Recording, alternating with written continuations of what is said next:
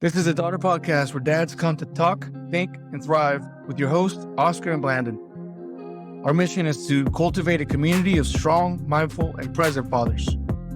We want to curate honest conversations with all men, but especially those who have the honor of raising daughters. Hey everyone, Oscar here in the daughter podcast. Blandon over there on the other side.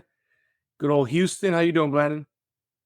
Yeah, man, I'm doing okay. I'm actually pretty energetic. So I started today off with a run with my dog Margot, and ever since then it's just been good energy. So I feel good.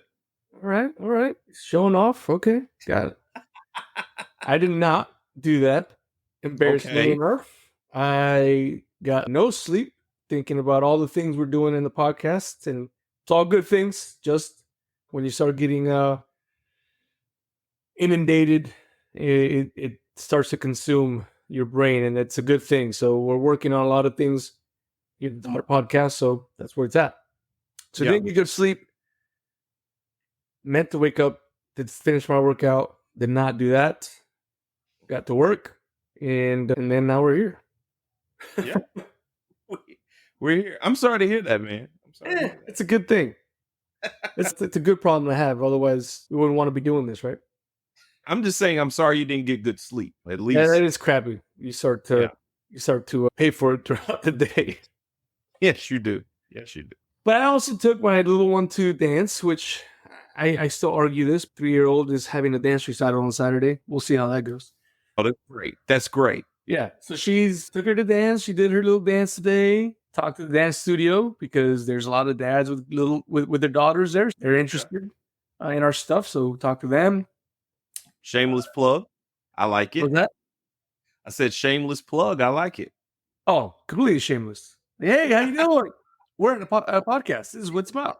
Then tomorrow she's got a dress rehearsal. Again, she's 3 years old. Yes. Then you practice how you play, right? You practice how you play. So hey, look, if my wife takes her to dance, she will not dance. Correct. If I take her to dance, she dances. Right. Exactly. Therefore, I'm the sucker taking her to dance. 3-year-old. Again, 3. Anyway. Yeah. So we'll have a recital on Saturday. I'll help out the dance studio with some of that. And that's productive days. Oh, and my girls all got A's. A little showing up. But the base does this thing where if you bring in your report card and it's A's, they'll give them $20 to spend at the BX. At the BX? Yeah. Okay. So they'll go in there, they spend an obscene amount of time trying to figure out how to spend $20. But hey, they get their reward for pushing hard. So yeah. Yeah. It's been a productive day. No, that's good. That's good. Yeah, so today was the first day that summer break started for the girls. So yesterday was half a day. Today was the first full day of summer break, but then also I was working. But because I started the day off with some good energy, nice workout, I was able to maneuver through it with the girls, even though they were higher energy than I was. Oh, but the thing is that because of the storm they had in Houston here, they were working on the Wi-Fi. So we were out Wi-Fi, so that was fun. The girls without Wi-Fi, I was out without Wi-Fi, so I was working from my phone, doing work. But we had to go old school, bring out the DVD player. They didn't even know what DVDs are. And so they got to watch some cartoons on DVDs. And then they just, even when the Wi-Fi did come back on, they still did like independent play, and they were playing with their dolls and Legos and everything else. So maybe the Wi-Fi should go off a little bit every now and again to get them back to that space of just kind of simple play. We can make that happen. Yeah, we can make that. We do have control of that. Wi-Fi coming back on either. You sat there. Oh yeah, girls, Wi-Fi is still out. I have the Wi-Fi control on my phone. So like set it off. First world problem, right? Everybody freaks out. The Wi-Fi is not working. I'm like, oh darn, we got to go outside and do something. Right. So and then they appreciate that, and then the Wi-Fi comes back, and then suddenly I don't know, it just magically appears again when I need it. Yeah, man. In conversation today, I sprung up the idea of our conversation for today. Yes. Which we don't know how to name, and that's fine. It's fine. But I was at work, whatever, regular day, unless we're gone, right? Where we do work away from home every so often. But every so often I'll sit there and just think, is that what I'm supposed to be doing? And am I doing it for the right reasons? Yeah. Right? Work. We all got to work. We've talked about this before. But then sometimes you work extra, or sometimes you're really inundated with work. And it's real easy, at least for me, to get lost in that. Like, I'm working, right? I'm jobbing. But every so often, I question, am I doing it for the right reasons? Am I hiding in my work? Because hanging out with the girls sometimes is hard, or I'm tired, or I don't have the social meter for the day. And I'm like, oh, sorry, I got to work. Right? Am I concentrating too much on making some money? Which is a double-edged sword. You and I know that. You don't make money, you struggle on the home front too. So it's like figuring out what it is. So, man, every so often I'll just have these weird, I think you said introspection, right? Like weird time where I just get in my own head and I start just questioning what I'm doing. Am I doing it for the right reasons? Is it something that I could change? Like that kind of stuff. I find myself doing that. And I don't know. I don't know what the interval is, but I'll do that every so often where my brain doesn't continue to move because now I'm stuck in this thought of, am I really doing this? Is this a good idea? So on and so forth, right? You ever get that? Yeah, of course. But I think when I have an introspective moment, it typically, I'm not really caught off guard by it because it's a thought that is like, has been continued on throughout the day. Or a lot of times I have it when I go on like my walks, right? And so that's a perfect time to think things out and to weigh them out. Or sometimes if I'm driving, but a lot of times when I'm walking, and it's a thought that I couldn't think all the way through because I was around people. And typically when I'm around people, I'm concerned like, hey, is everybody doing things okay? Especially with the girls, I'm trying to make sure they have all the things that they need. So then eventually, if they have all the things that they need, then I can relax. Or checking in on my wife, I'm like, and by nature, she's a quiet person. She's observant and quiet and in her head a lot. So I'm always asking her if she's okay, if she needs to talk about anything. So then when I'm by myself, that's when the introspection comes and I'm thinking, and especially as you get older, you're wondering if I've done all the right things with my life, if I've maximized the time. And sometimes you're like, man, I wish there was like this time machine where I could go back and I could redo this moment or redo this thing. But then in my very next thought, I'm like, but that moment was something that helped define who I was. And it helped me to get to this point. But yeah, I absolutely have those moments of introspection where I'm thinking, is this the best route for my family? Am I doing this for the betterment of my girls and my wife? Or is just this the betterment for me in the short time? Because you have to weigh that out.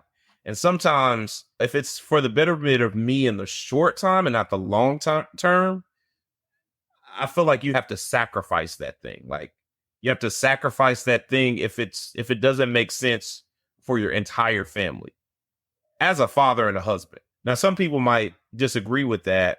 And I'm not saying I'm sacrificing all the parts of myself, but this kind of something that gives like a temporary like jolt of kind of, I don't know, short-term happiness. But I could be doing this with my girls, or I could be doing this for my wife, or we could be doing this as a family together. I think I'd have to say you're learning to sacrifice or subdue your ego to that, right? Because Yeah, you're absolutely right. Like you can get on a one-track mind of I love my job, I want to succeed in my job, I want to reach the pinnacle of my job, what have you. I think we've seen numerous movies like that, right? Like the person who, whatever the main character is dead set on being the top of his whatever work that is, and in that process either loses his family or never has the family because there's focus on that. I think the movie was called Family Man. I think yeah, Family Man. Yeah, right, like that's exactly what. No, that's exactly what I was thinking about. It's like you have these two realities that you live right in real world you also have kind of two realities. We were talking before we press play. Being in the military, there's some goals that you want to hit. Some people are very determined to hit goals in a different manner. But for example, having the time frame now to think like, why I could retire from the military and that will secure something for my family, right? Yeah. And not just the military. Let's say you're working whatever job, you get in the proverbial gold watch at that 20-year mark, whatever that is. And you're like, that's what I'm gonna do. I'm doing it for my family. But every so often you think, am I doing it for my family though? Because there's accolades that come with all these things. There's advancements. There's other factors that come into play that definitely play within your ego. Yeah. Right? There's always that carrot. And the question is, do you chase the carrot to benefit your family? Because let's face it, inevitably, if you have a family and you're doing better at work, you're gonna benefit your family unless you're legitimately not providing for your family. It's a whole different conversation. Right? But if you're advancing at work, one can make the assumption that you're also gaining more money, which should be benefiting the family. Right? Yeah. But that can easily blind you. I'm doing this because I'm making more money for us or I'm whatever. But I think the ego has a real funny way of keeping us within the carrot, like close to the carrot, because we do want to succeed. And funny enough, I just had this similar conversation today. I guess I'm letting people behind the curtain. I don't know if I should be saying this, but anyway. So at my job, I travel a lot and I've been traveling, I don't know, maybe already 2 weeks out of this month. Going forward, I'll be traveling for the next 3 weeks. Now, these are like extenuating circumstances. There are some people at work that have different issues that are going on. And so some of the work has to be done. And I've stepped up to the plate. But I had a conversation with my boss and I was like, hey, I'm a team player. I don't mind helping out in this area. I don't mind stepping up to the plate. However, when I signed on, I agreed to only travel 2 weeks out the month. And he was unaware of that. So I'm glad we did have that conversation because that's what I was told at every benchmark of onboarding.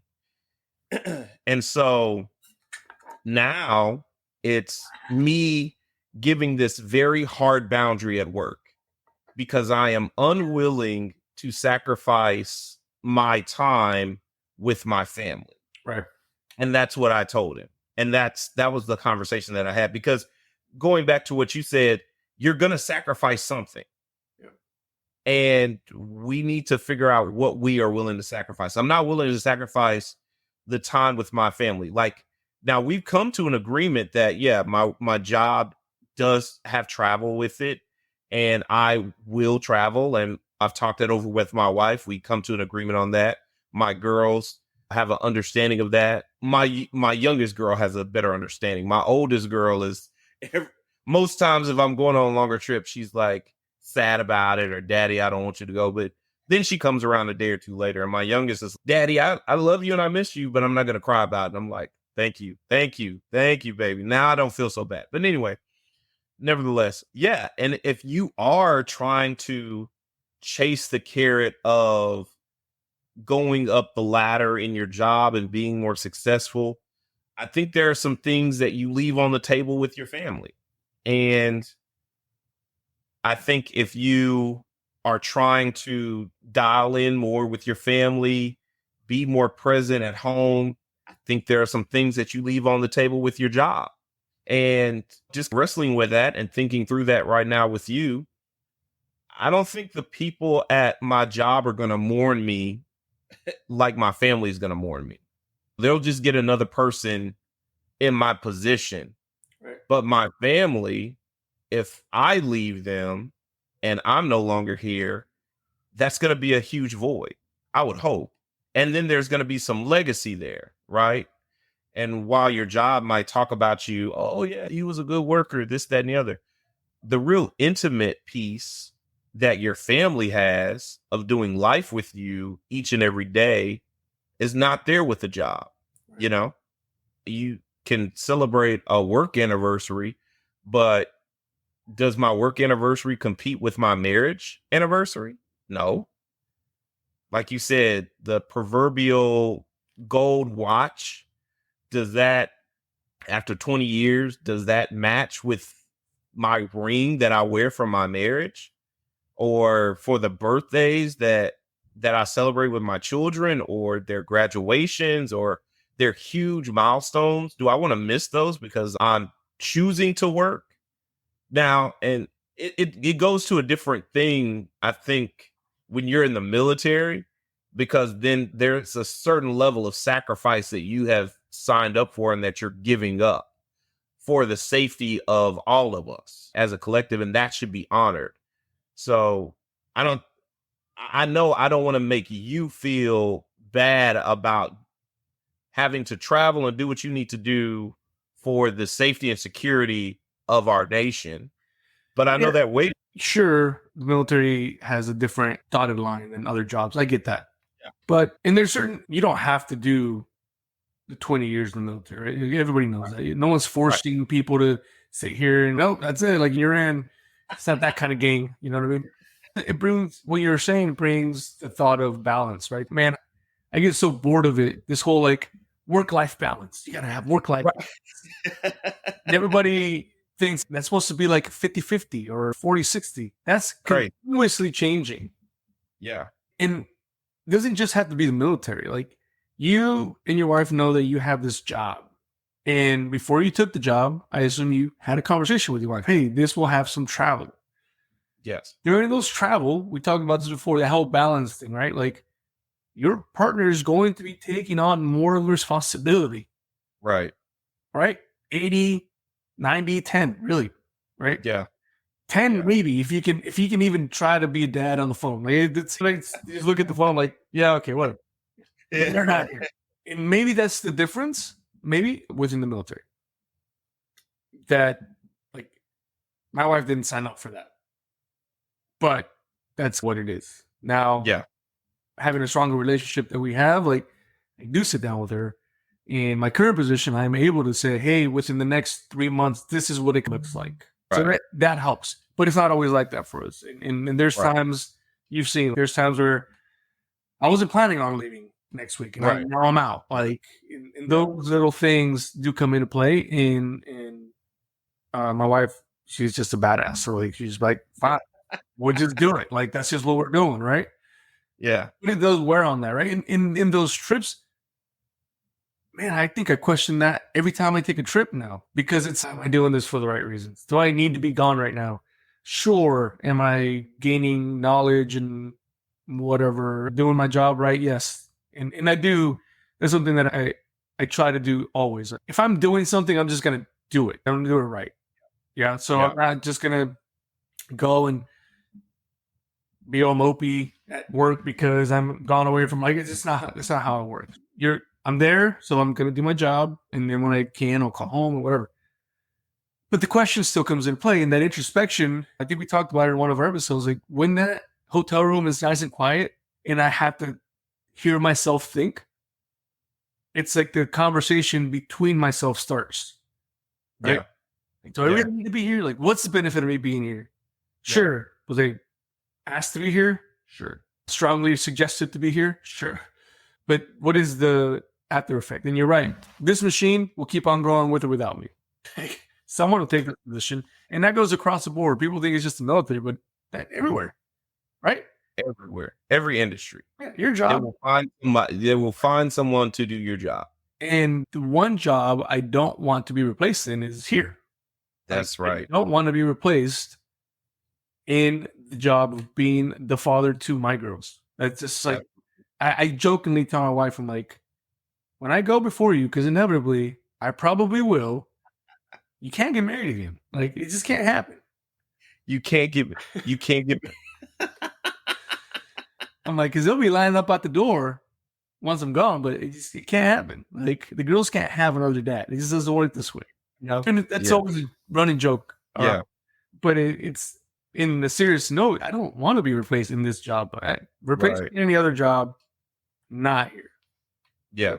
So I'm constantly figuring out, how do I better my work situation? I'm in the military. We have chosen to stay in the military again. No one's forcing us to be here.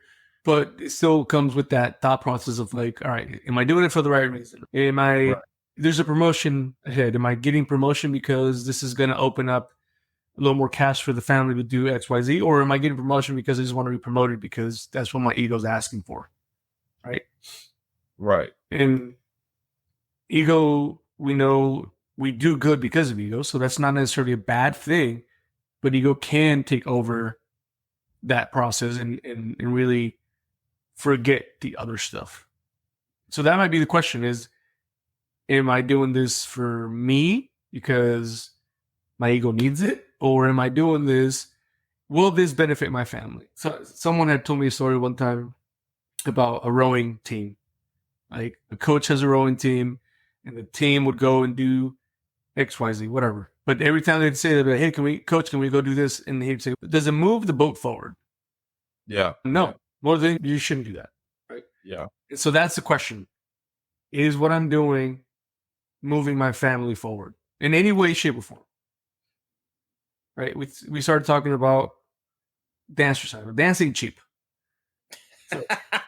So me getting promoted, now you have to weigh the difference too, because you get promoted because there's different levels of responsibility. That responsibility also takes time.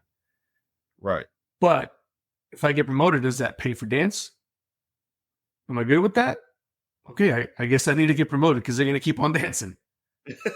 Right? It's what is it? So it's like playing the game. You know how people are like, oh, I'm not political. I don't play politics in the office. That's not my game. I hate to break it to you, but that's the world. Like, there's a game to be played in whatever you're doing. And I'm playing to win. And I'm playing to win. Well, just think about this. You're a leader of the team, and you're playing the game to improve yourself only, not for the benefit of the team. What do you think of that person? They're selfish. Probably backstabbing, two-faced, most likely, right? Because they're showing one front to the team, the other front to their bosses. So there's always a game to be played. But the reasons you play the game matter. Yeah, absolutely. Now, take that person, plays the politic game at work, gains things for their team, allows their team to do their job better. Now what do you think of that person?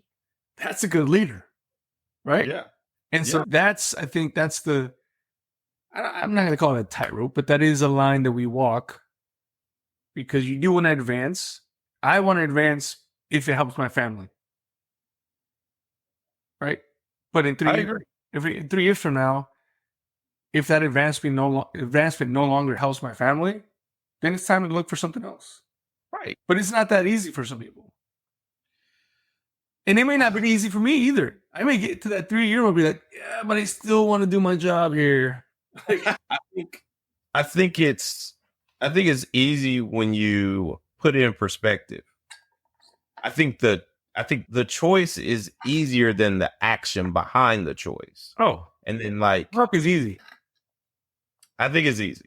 I think it's easy when you put it in perspective of what I need to do. We make it hard because then we want to throw in variables. We want to put this out there, that out there. We play the worst case scenario situation, but inevitably the choice comes down to, like you said, is this moving the boat forward? If it's not, if you already know it's not moving the boat forward, what are you doing? But you're scared. You're scared because it's like people say, it's the devil, and the unknown for a lot of people is worse than the known mess and pain or inactivity that they're already like dealing with. But I also think we are probably tiptoeing around the elephant in this conversation, which is people are like, oh, okay, if you guys are already talking about why you are doing what you're doing, but then you also, on top of your full-time jobs, you also have a podcast. Yeah, that's takes you away from your daughter around. You don't see the daughters in the podcast. It's not like we're doing it with our daughters, but we are doing it for our daughters and for our families. So, like you said, so we can learn how to be better dads, get more feedback, build community, because that's really what we're doing. We're doing the hard work that other people are also doing. We're just doing it as girl dads, right? We're trying to build a community of girl dads. But then they're like, you guys are struggling with this, right? You have tension with this. Is this not also doing this hard work, taking you away from your daughters? So I guess we have to answer that question. Why are we doing the podcast if it's taken away from our daughters? I'm right there with you. And it's also been weighing on me when we're recording, because if the girls were in the room, we wouldn't get anything done. We would not. We wouldn't at all. There'd be questions, there'd be needs, someone would fall over, some knee Somebody would hurt. Somebody would want, they'd both want to sit on, all three of yours would want to sit on your lap. I just saw it before we pushed record. Yep. They were like, I'm telling you, there vying for attention. So yeah, we can't do this with them, at least not yet. Not yet. It's going to be fun when we can. I'll tell you what, yes, you're correct in the fact that I'm learning a lot. Some of it is not necessarily enjoyable because I'm like, oh, I did not know that. Or I did not think of that. That's the biggest thing, is this allows me to think through some things, just like you mentioned. And I'm picking things up and I'm hoping to put them in my toolbox. Dude, Trevor, that statistic that Trevor dropped. It's been, I know we talked about it last episode. It's been in my mind ever since. It's because it's gnawing at you. You're like, I look at my 12-year-old and I see her like a little video game character with the 75 filled. Yeah. And I'm like, dude, 75%. Yeah. How much of that 75% have I screwed up? So now we're like maybe at 50%, maybe lower of quality time, because I've been trying to figure this out. Yeah. You know what I mean? So that's the kind of stuff that, Trevor, man, if you're listening, like, I love you, but I hate you. It's just like been in my brain this whole time. Just to be clear, I still haven't done the fact checking on that. I didn't go research it. But again, it's a very real feeling for me, right? Right. And then the other thing, so I'm learning a lot from our conversations, from our pre-conversations. So we have conversations before we hit play. We do. Can't put them all on there because Oscar has a problem with cussing, and I try to fix it before we start playing. But we had these conversations that inevitably give me tools that I'm like putting in my little playbook. How do I do this? Oh, I'm going to try this one this time, and so on and so forth. The other thing that's kind of morbid, some people don't like to talk about this stuff, but I do. Yeah. I see death as a very real thing. I've been around it many times, and it just is, right? And as we start to edit the podcast, whatever episode we're working on, or I'm listening to an episode, I'm thinking, what will my girls think when they listen to this and I'm gone? Yeah. I hope to leave something that they can then listen to and realize, like, oh, that's what he was thinking when this happened. Or if we had some disagreement, that they can listen to something like this and realize, oh, I now understand the disagreement, even though he's no longer here. And my ugly face is on this thing, right? Because of you. So maybe they look back at this and be like, he wasn't so bad looking after all, right? But just that I'm leaving behind, because inevitably it'll happen, right? So in my line of work, sometimes it gets a little closer than others. So yesterday was one of those situations. So it's like, sometimes it gets real close and you're like, oh man, I don't know if I left everything right at home. I was flying yesterday, for all of you that might be wondering. I was in a military aircraft, and some of our aircraft are old, and sometimes they remind us of that. But that's what I'm talking about. So yeah, why are we doing this? Yes, I'm doing it to gain knowledge. I'm doing it to free up my thinking. I'm doing it to maybe leave something behind for my girls. And yet, with all those things, which I think all three are of value, I still sit here and think I'm taking away time from my girls. Yeah. To go and sit down here. So the last thing that comes to my mind is, I'm hoping that in these conversations, in these thought processes, that it cues someone else to also have some thought processes. Not the same. Yeah. Doesn't have to be our thought processes, but just to ask themselves that question, right? Am I a good father? Am I doing things for the betterment of my family and my girls? Like those things. If it can turn someone for 2 minutes to a thought that makes them a better father to their girls, and you know what? Or to their boys, right? Yeah. Trevor meant, I also want good boys to be raised so that they can be there for my daughters. Absolutely. Absolutely. So if any of this helps any of that, then I think we left something good in the world. We have. Right? Even a little bit, and then we're good. And then we can go off into the sunset and wear our watch and then go whatever. Right? I mean, yes, hopefully mine is a Rolex. Hey. So superficial. Continue, please. It was right there. I had to go and tell you. No, everything you said is correct. It's about leaving legacy, and it's also, I really think this is about community. I really do. Because we were already having these conversations and we were like, we can't be the only ones thinking about this, going through this as girl dads. And now it just, and also being able to talk through this with you, one of my dearest friends for, I don't know, the past almost 20 years, it's refreshing, right? Because the statistics, now you can go fact check this, 70% of men say they don't even have one friend. They don't even have one friend to talk to. Yep. That's crazy, bro. That's crazy. And so the fact that we can have this and people can join in on this conversation, they can listen to this and they can feel like they're a part of something. And maybe we're the two friends that they feel like they have that they can connect to. You know what I'm saying? Yeah. But I know at least I'm having this dialogue with a friend of mine, a brother. And I think that's really important to know that we're having this conversation, that there are men out there who care deeply about their families. We care deeply about our wives. Yeah. You modeled that for me long ago because you were married before I was. And I saw how deeply you cared for your wife and then for your daughter. And then I had a daughter. So we care deeply about them. And that's why we have this. Because we take being fathers and husbands so seriously. So, yeah, man, I also wanted to leave something good in the world. And because there's so much that people have to deal with and that weighs them down. And I just wanted something to invite people to talk, let them know they can thrive. We want them to think, all those things. And so that's why those are our core values. Yeah. Yeah.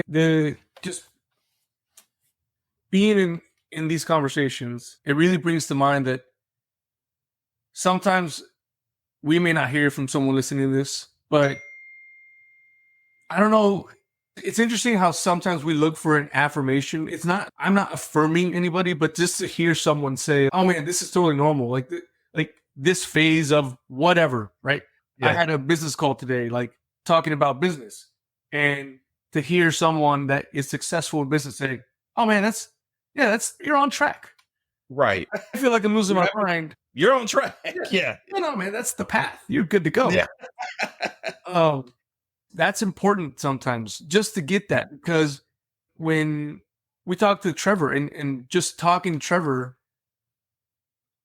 I kid you not, I don't know the guy. We haven't known each other more than what we've talked in the podcast, probably a little bit more prior to, but you almost feel like you connect that way. Yes. Because we're like, oh yeah, we're all on that same path. It seems circular and never ending, but it's there. Yeah. You know what I mean? And then someone will come in and throw a nugget in there, and all of a sudden that circular never ending path all of a sudden has an outlet. And now you're like, oh, okay, let's follow that. That's good. Yeah. Right? Yeah. And so if we could do that, and in my mind, knowing the cultural background I came from, having some of these conversations I think in the manner that we have them, may break some of those cultural barriers of just, listen, I'm all for head down, blinders on, and grinding. That's just what I've known for all my life. Yeah. And I still encourage dads, particularly girl dads, to just, you got to grind it. And you girls have to see you do that, right? Yeah. But this should be somewhere where we can check on that grind, right? Because I don't know if anybody's ever run a treadmill. You can be moving really fast and not go anywhere. Yeah. Yeah. Right? Yeah. And so it's important to not do that as a father of girls as much as humanly possible, although it feels like it many times. But maybe slow down, realize that you're on the right path, or maybe you need to take a different path because we had a conversation with someone that brought that information to us, and maybe use it to your advantage. That's what I'm hoping that we can do for some of our dudes out there. Like, we're out here, we're trying to build this community because it's useful. Yes. It's a useful thing. We're also out here defending dads of girls in what the current society says is bad masculinity, because I'm a masculine dude and I care deeply for my girls. So which one is it? Which one am I supposed to be here? And no, I think we're figuring that out together, but it's not one or the other. It's both. Right? Yeah. And all those words to say that I still sometimes question how much time I take away from them to do this, which we want to succeed. We want this community to succeed, but that still comes into play. I can hear them, they're laughing, or I can hear one of them is like tapping on the door because they want me to get out. But it's important. I believe what you and I are doing is important. Yes. And the guests that we have had and that are coming on also believe is important and are willing to spend their time with us. And so again, just little battles, right? I like winning little battles. If we can throw just a little bit of good dust in the world with everything that goes on, I think we're in a winning track. And I think this also allows us to be accountable, right? So we're putting our lives out there for people to have an opinion about, or to judge, to see, to examine. But it takes a lot to get here. I think people see like short little clips on different social media sites like TikTok, Instagram, and they're just like, they make that quick judgment. And I know I've been guilty of that sometimes, but to get here, to be in this open space, to have this kind of dialogue, and especially with a friend like you, because our conversations, we typically just have one-on-one, not in an audience of all these people who can come and chime in and say, if you're being a good person, first of all, let alone judging your fatherhood, right? Yep. Then in those vulnerable moments, you saying, hey, this is how I'm feeling, this is how I'm doing. It's a lot. It's a lot, but it also holds us accountable to one another. And I'm very grateful for that we can be co-laborers in this, that we're partners in this, that we're like, okay, we're both tired, but we said we're filming today. We said we're shooting today, and that's what we're going to do.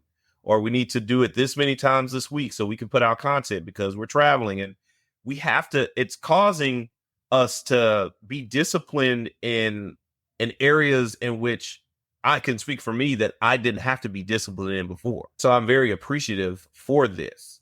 So it is for my betterment, but I just see it spilling over to other aspects of life. So to answer the question for other people, why are you still doing this? If you struggle with it taking away time from your girls, because it is making me better. It is making me a better man. It is making me a better father, a better dad for them.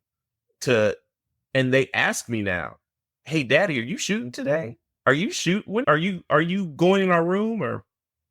And they seem excited about it.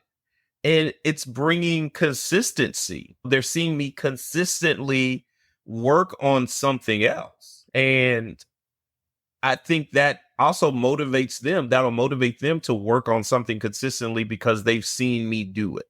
And I've been faithful to this thus far. And so now, after saying that, we have to remain consistent, and we have to remain faithful to the community that we are trying to cultivate and forge. Yeah, the community we're starting to build. It's starting to build there, and we're getting some feedback, and that's good. Absolutely. I think making the time, because it's important, because I'm learning a ton, man. I will leave a session and then go and try to use something from that session. Even if it's just Trevor making me go hug my kid right after the session. 100%. Like, what is this for? I'm like, just shut up. Man, he brought such a good aspect to something that some people don't think about. I didn't think about it like that. I thought about it in the 18 summers, 18 Christmases kind of thing. Oh, it's getting a little short. Okay. But like you've spent 75% of your interactions with your kid now. Oh, okay. That's not good. And know that it's been a learning process from the very beginning. Now with this, it's an effort for me to speed up the learning process so that I can slow down the other. It's possible, I know, but that's the effort is to learn from you, to learn from the community that we have, to bring that back to what I can use and be better for them.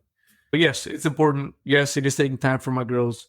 I think they also know that it's important to me to grow because I want to grow for them. Yeah. They also asked me about it. My oldest came over and made sure the room wasn't a crazy mess. And so, yeah, it's good. And yeah, I struggle with it just like I struggle with going to work sometimes and realizing, should I be home? I know we talked a lot about our girls, but am I providing my wife enough support in certain instances? Like, I know that she takes a lot of the brunt when I'm home when I'm away. So those little things, like all those things. And in the same note, when in the same effort that we're doing and leaving something behind, I want the girls to realize that was always going through my mind. Right. Right. Shoot, I'll go mow the lawn and it takes me 1 to 2 hours, depending on how bad it is outside. And I'm taking time there. Right. But they know that things got to get done. And sometimes they understand it. Sometimes they don't understand it. Yeah. So again, I appreciate what we have here. We're starting to pick up some steam, and we got a guest coming in tomorrow to give us some great perspective on something different that you and I don't know. That'll be great. And I say tomorrow for all you listeners, it'll be a week from whenever you're listening to this. But nevertheless, we're working to get information out to our community to make us all better. Yeah. And just to circle back on Trevor's statistic, you know how you have like your GPS, like and it gives you a certain time that you'll reach your destination. And I don't know, maybe it's just me, but I try to beat it. I try to beat the GPS. So I'm like, see, you were incorrect. I got here faster than what you said I could get here. I hope with the same thing with his statistic, I hope I beat his statistic. I hope that I get to spend more time with my girls than what that statistic says. I hope that interaction, at least, because I know me and my mom, we talk quite often, but I know some people who I work with, and I'm like, when's the last time you talked to your mom? And they were like, probably 6 months ago. So that's probably accurate for a lot of people. Yeah. But I hope it's not accurate for me and my girls. Yeah. I really do. I really do. That, because like you said, that just was like, oh my gosh, I can't even imagine that. I can't, but yeah. Well, that's the goal, right? So to beat it. Yeah. So the rest of you, come over, let us know how you're maneuvering through some of these thoughts that we have as fathers, how you wrestle with your everyday, splitting the time between family, work, and other duties, whatever those other duties are. Come talk to us.